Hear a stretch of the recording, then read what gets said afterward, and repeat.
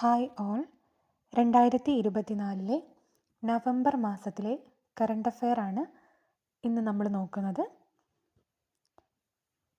2024 നവംബറിൽ അന്തരിച്ച പ്രശസ്ത തമിഴ് ചലച്ചിത്ര നടൻ ഡൽഹി ഗണേഷ്.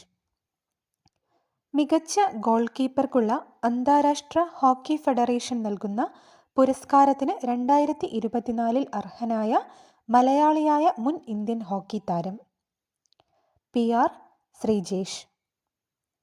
പ്രഥമ സൂപ്പർ ലീഗ് കേരള കിരീട ജേതാക്കൾ കാലിക്കറ്റ് FC.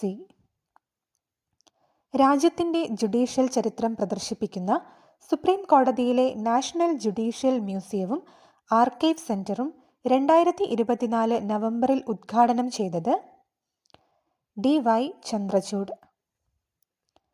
ദേശീയ വിദ്യാഭ്യാസ ദിനം നവംബർ 11.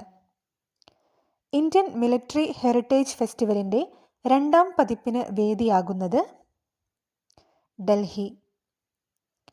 രഞ്ജി ട്രോഫി ക്രിക്കറ്റിൽ 6000 റൺസും 400 വിക്കറ്റും നേടുന്ന ആദ്യ താരം എന്ന റെക്കോർഡ് നേടിയത് ജലജ് സക്സേന.